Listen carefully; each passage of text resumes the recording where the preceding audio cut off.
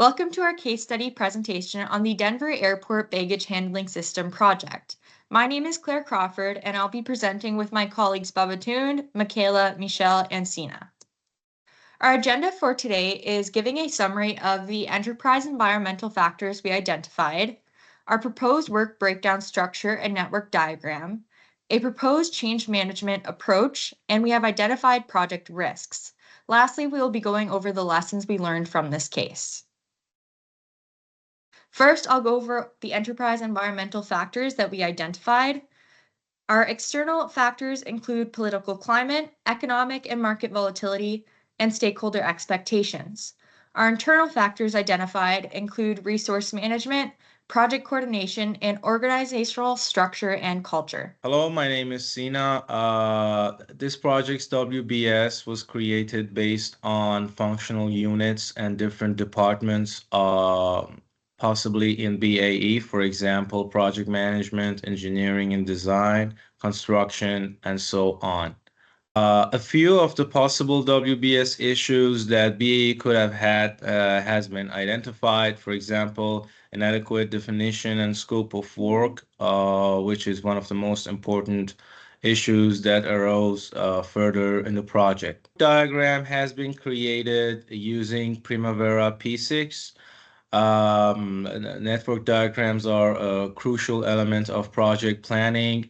They describe the sequence in which the work is carried out during your project, and they create a visual image of the project's life cycle.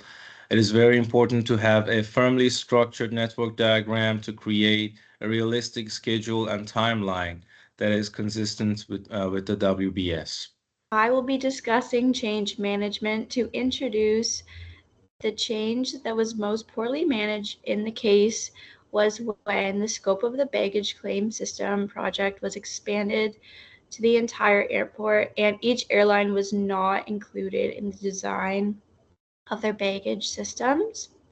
I will be briefly touching on each of the 8 steps of Cotter's A change model and how it was applied to this case.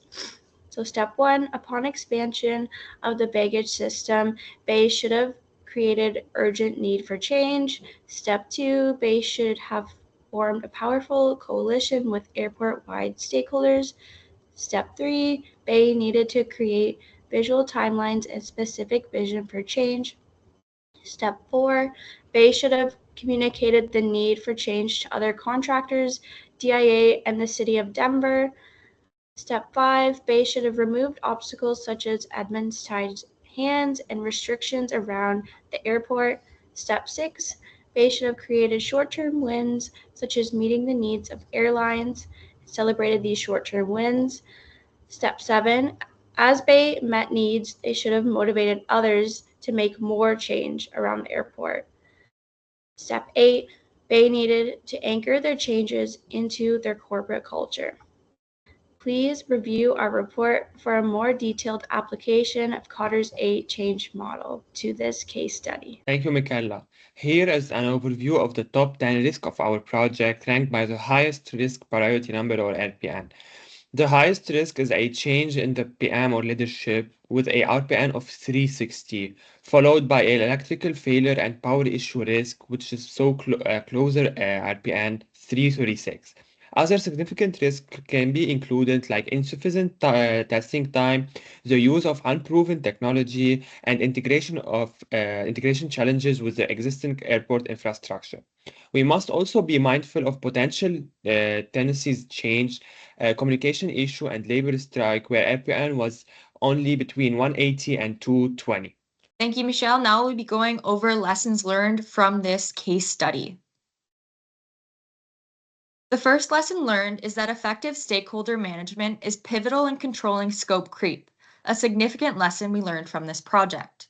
The project faced extensive challenges due to misaligned expectations and poor communications among stakeholders, specifically DIA and BAE with potential airline tenants. This led to continuous changes in project scope and the expansion of the technical and physical requirements of the system, from one terminal to the entire airport. For a master's in engineering student, this lesson highlights the importance of proactive stakeholder engagement and scope verification with stakeholders throughout the project. Effective stakeholder management involves identifying all stakeholders early, understanding their interests and influence, and maintaining open and transparent communication throughout the project lifecycle. Regular status updates and feedback sessions ensure that stakeholders are informed and their expectations are managed. This prevents unchecked expansion of the project requirements. This approach not only controls scope creep, but also enhances the overall success of engineering. It ensures the project and all parties are aligned and committed to the project's objectives. Continuous learning is the second lesson learned, and we've learned that it is vital for adapting to emerging technologies and unique challenges. This project encountered numerous technological hurdles due to an ambitious implementation of their technology at a scale not previously considered or studied. Continuous learning involves staying updated with the latest advancements and being prepared to integrate them effectively into projects.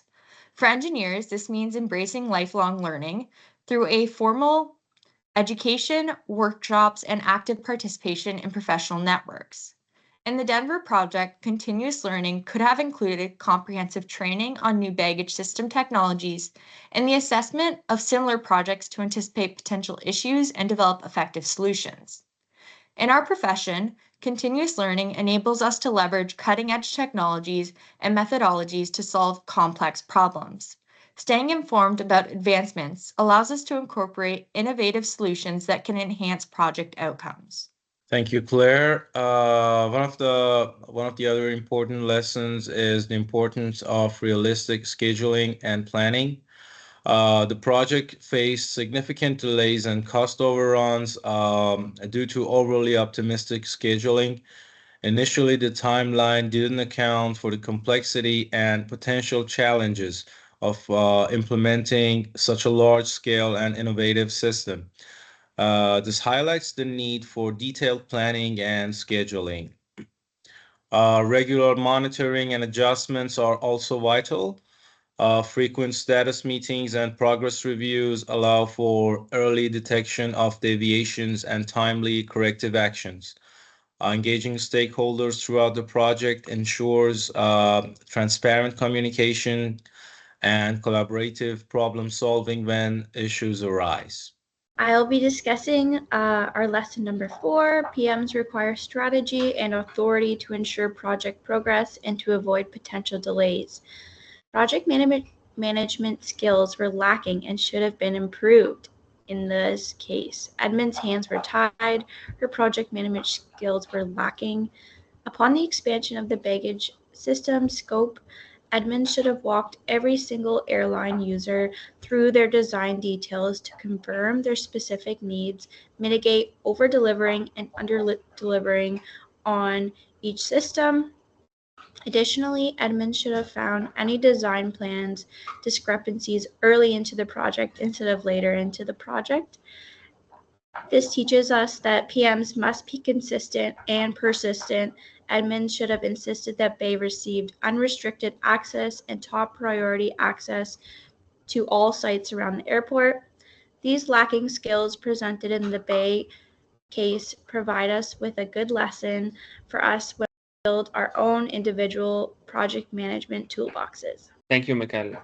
Another lesson to be learned today is that communication issue between project team members can lead to misunderstanding, errors, and delays. Throughout the course, we have learned that effective communication is the backbone of any successful project. In the Denver airport case, poor communication was a significant factor that led to misunderstanding, errors, and delay. The project involved multiple stakeholders, including the airport authorities, airline, and contractors such as BAE. Miscommunication between this group resulted in line priorities, conflicting requirements, and coordination failure. For instance, the frequent changes in airline baggage design needs were not effectively communicated, leading to repeat redesign and construction delays. During the planning phase, project manager must determine communication requirement and create a first-level project plan that include communication strategies and schedule. This proactive approach that all stakeholders are aligned and informed from the outset. Project manager must prioritize clear communication and actively work to mitigate these barriers. This involves not only choosing the right tool, but also fostering an open and collaborative team culture by including regular meetings and providing open spaces for communication that can enhance project efficiency, reduce error, and ensure successful project outcomes. You, my colleagues, lesson 6, cutting one's coat according to his cloth is planning a project according to the available resources. Otherwise, failure is inescapable. The problem with this Denver baggage project and what caused the failure majorly was because there were so many red flags that were not keenly adhered to. If they had looked at those red flags, the project wouldn't have failed. There was so much time lost, so much money lost. At the end of the day, a colossal failure. This is a great lesson for all project managers all over the world. And that concludes our presentation. Thank you for your time.